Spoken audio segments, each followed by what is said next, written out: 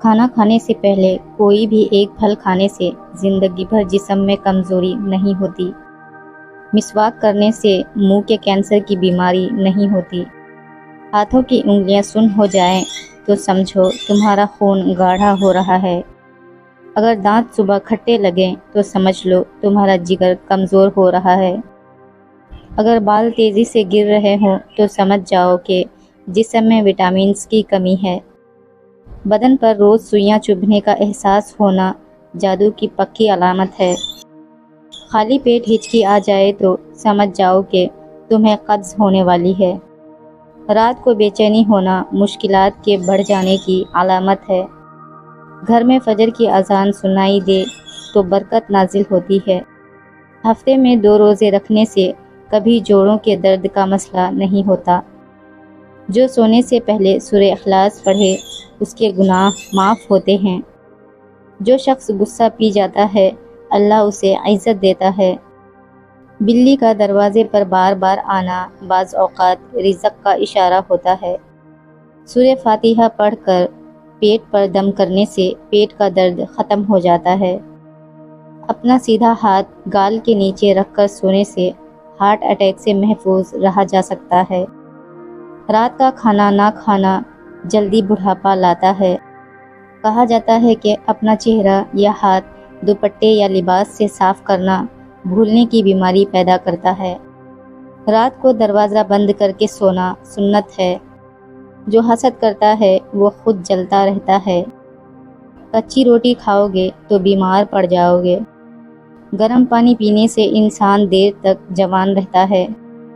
نیم کا رس زخم پر ڈالنے سے زخم جلدی ٹھیک ہو جاتا ہے۔ پیشاب کرنے کے فوراً بعد پانی نہ پیا کریں ورنہ پیشاب پیلا آ سکتا ہے۔ سچ بولنے والا کبھی نقصان میں نہیں رہتا۔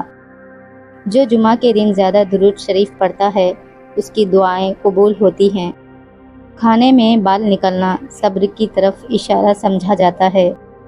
گھر میں اذان دینا جنات کو بھگا دیتا ہے۔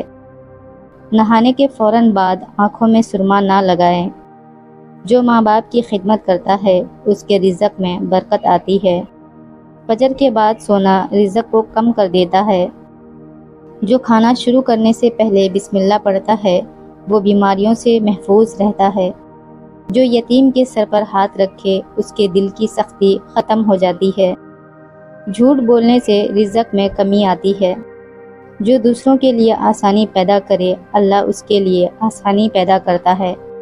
دل کی سختی گناہوں کی کثرت کی وجہ سے ہے۔ گناہوں کی کثرت موت کو بھولنے کی وجہ سے ہے۔ موت کی غفلت لمبی امیدوں کی وجہ سے ہے اور دنیا کی محبت ہر گناہ کی جڑ ہے۔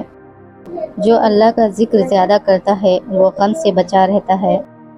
جو غریبوں کو کھانا کھلاتا ہے اس کی عمر میں برکت ہوتی ہے۔ جو وضو کی حالت میں رہتا ہے وہ اللہ کی حفاظت میں رہتا ہے۔ جو والدین کو ناراض کرتا ہے وہ کبھی سکون نہیں پاتا۔ پانی بیٹھ کر پینے سے صحت بہتر رہتی ہے۔ جو صبر کرتا ہے وہی کامیاب ہوتا ہے۔ فجر کی 2 رکعتیں دنیا و ما فیہا سے بہتر ہیں۔ جو ماں کی دعا لیتا ہے وہ کبھی ناکام نہیں ہوتا۔ جو بھوکے کو کھانا کھلاتا ہے اس کے گناہ معاف ہوتے ہیں۔